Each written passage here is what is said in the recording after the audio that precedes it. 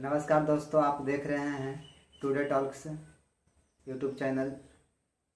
सबसे पहले आप अगर हमारे चैनल पे नहीं हैं तो सबसे पहले चैनल को सब्सक्राइब लाइक करें और बेल आइकन को ज़रूर दबाएं ताकि कोई भी नोटिफिकेशन जब हम वीडियो यहाँ अपलोड करें तो सबसे पहले आपको मिले।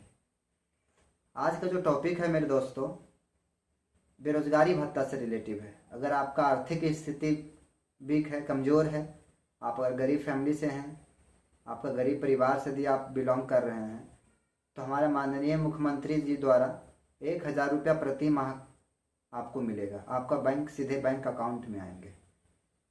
ये सुविधा, ये लाभ आपको कैसे मिलेगा, इसके बारे में आपको चर्चा करूंगा। उस टॉपिक पे आते हैं जो आपको बेरोजगारी भत्ता के रूप में आपको मिलेंगे। अगर आप 10वीं 12वीं पास कर गए हैं, अगर 12वीं आप कंप्लीट कर चुके हैं, 10वीं या 12वीं कंप्लीट कर चुके हैं, है ना, तो आपको ये लाभ मिलेगा। और 12वीं के बाद कहीं पढ़ाई नहीं कर रहे हैं, कहीं एडमिशन आपका नहीं हुआ है, तभी इसका आप लाभ ले सकते हैं। इसमें आपका इसका नियम क्या है, रूल रेगुलेशन क्या इसका है, इसके बारे में आपको समझाऊंगा। बता दूं आपको कि इसका नियम है, आपको सबसे पहले 12th कंप्लीट होना चाहिए। आपका 12th कंप्लीट रहेगा, उसके बाद क्या है, 12th जैसे ही कंप्लीट आप करते हैं उसके बाद उसमें आपको उसका 12th का मार्कशीट लगता है। इसका जो सर्टिफिकेट होता है नियरेस्ट आपका DRCC में होगा। इसका जो भी प्रोसेस है आपका कोई भी डिस्ट्रिक्ट से आप बिलोंग कर रहे हैं, जैसे आप नालंदा डिस्ट्रिक्ट से हैं या नवादा डिस्ट्रिक्ट से हैं, कोई भी डिस्ट्रिक्ट से आप बिलोंग करते हैं, वहाँ हर एक डिस्ट्रिक्ट में हमारे बिहार गवर्नमेंट ने DRCC का सुविधा दिया है, जहाँ की तरह तरह सुविधाएँ हैं आपको वहाँ से प्रदान मिलती है, जो कि आपको बहुत सी चीज़ें से आप लोग अभी वंचित हैं। लेकिन आप लोगों को इस वीडियो से जुड़े रहें, अंत तक देखिए, कोई भी चीज़ से आप वंचित नहीं रहेंगे। हम लगातार कोशिश करेंगे कि हर एक मुहिम के बारे में आपको बताएं और हर एक चीज़ के बारे में आपको मैं जानकारी दूं। तो मेरे दोस्तों, मैं आपको बता दूं कि ये जो DRCC है, DRCC के बारे में आपको अगर कुछ लोग जानते हैं, कुछ लोग नहीं भी जानते हैं DRCC के बारे में, तो आपको जो वहाँ वेरिफिकेशन होगा, सबसे पहले आपका जो 12th पास किए हैं, 12th का मार्कशीट लीजिए।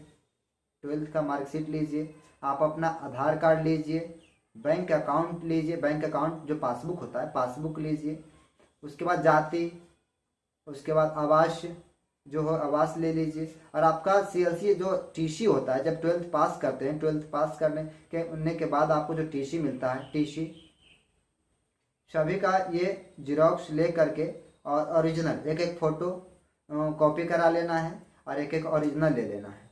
इतना सारा डॉक्यूमेंट्स ले करके और आप अपना फ़ोटो, इतना सारा डॉक्यूमेंट्स ले करके आप नियरेस्ट जो आपका DRCC है वहाँ आप जाइए। वहाँ कोई भी काउंटर एक फॉर्म भरिएगा, जो आपका हेल्प यू काउंटर एक बना हुआ है, जाइएगा। जब DRCC आप जाइएगा तो वहाँ एक मे आई हेल्प यू का एक काउंटर बना हुआ है, जहाँ से पहले आप टोकन लेंगे। टोकन लेने के बाद आपको उसमें टोकन का नंबर आएगा। टोकन का जो नंबर रहेगा टोकन में, उस टोकन के अनुसार आपका जो काउंटिंग रहेगा, काउंटर नंबर रहेगा। काउंटर बहुत सारे आते हैं, ऐसा नहीं कि वहाँ 5 ही सिस्टम्स पे काम होता नहीं, वहाँ तो कम से कम 100 सिस्टम पे काम होगा। नंबरिंग 100 से 1 से 100 तक कोई भी आपका काउंटर पे नंबर आ सकता है। 50, 51, 10, 20 कोई भी काउंटर पे आपका टोकन मिल सकता है। जो भी टोकन पे आपका नंबर होगा उस काउंटर पर आप जाएंगे।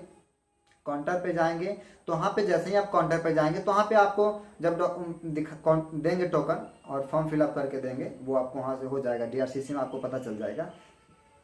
तो वहाँ जो आप देंगे, टोकन देंगे आप, उसके बाद जो आपको ऑनलाइन करेंगे, जो आपका सर्विस देंगे ऑनलाइन का वहाँ DRCC में, जो हमारे होंगे ऑनलाइन सर्विस देंगे वहाँ, तो उन सबसे पहले वो आपसे 2-3 सुविधा वहाँ पे है, इसी के थ्रू आपको 2-3 लाभ मिल जाएंगे। आप चाहते हैं, अगर आप कंप्यूटर का शिक्षा नहीं लिए हैं तो इसी के माध्यम से आपका फ्री भी आपका कंप्यूटर का शिक्षा मिल जाएगा। कंप्यूटर शिक्षा कहने का मतलब ये हुआ कि जब आप ऑनलाइन करवाएंगे बेरोजगारी भत्ता का, तो वो तो 1,000 रुपीज़ जो आपका पर मंथ का इनकम, वो तो आएगा ही, गवर्नमेंट आपको अकाउंट में भेजेगा ही। लेकिन आप उससे पहले क्या आपको है, उसमें से आपका अगर चाहते हैं कि हम 3 महीना का कंप्यूटर स्किल कुछ के लिए, है ना, उसमें सॉफ्ट का स्किल जो होता है, सॉफ्ट स्किल IT के बारे में कम्युनिकेशन के बारे में पढ़ना होता है। 3 मंथ्स का कोर्स होता है, ड्यूरेशन होता है 3 मंथ्स का, और वो भी फ्री ऑफ कॉस्ट है। ऐसा नहीं कि उसके लिए अलग से कोई चार्ज देना है। वो आपका बेरोजगारी भत्ता भी चलता रहेगा और वो आपका कंप्यूटर कोर्स करना चाहेंगे 3 मंथ्स का, तो वो भी कर सकते हैं। 3 मंथ्स में आप पढ़ेंगे क्या?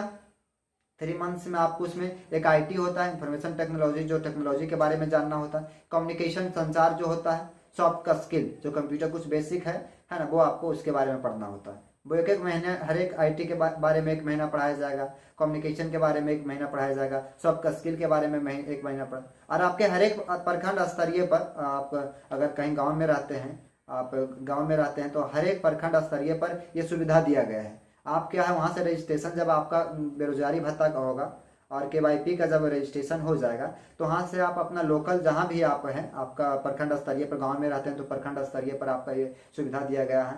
हर एक वहाँ आपको सिखाया जाता है कंप्यूटर। अदरवाइज आप कहीं रह करके पढ़ाई करते हैं, जैसे बिहार शरीफ, कहीं भी कोई भी स्टेट, अदर स्टेट में रहते हैं, तो वहाँ भी आपको ये सुविधा है। वहाँ जाएंगे, जो रजिस्ट्रेशन का फॉर्म वहाँ से रिसीविंग मिलेगा आपका, है ना, जो रिसीविंग मिलेगा और रिसीविंग लेकर के वहाँ से एडमिशन भी करवा सकते हैं। उसका सर्टिफिकेट मिलेगा। और हर एक बेरोजगारी का जो होता है, बेरोजगारी भत्ता के बाद DRCC में ही रोजगार उस पर सर्टिफिकेट पर आपको मिल सकता है।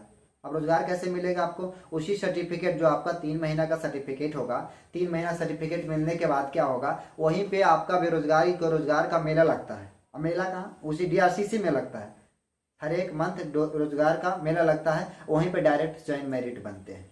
तो वो जब आपका कंप्लीट रहेगा, कंप्यूटर KYC जब आपका कंप्लीट, KYP जब आपका कंप्लीट रहेगा, तो आप सर्टिफिकेट जो आपको मिलेगा, वही सर्टिफिकेट लेकर के और जो डॉक्यूमेंट्स आप करवाए हैं ऑनलाइन, वो सब डॉक्यूमेंट्स लेकर के आप फिर बेरोजगारी मेला में शामिल हो सकते हैं। वहाँ से भी आपको जॉब मिल सकता है आसानी से। 18-20 हज़ार के मंथली वहाँ से आप ले सकते हैं।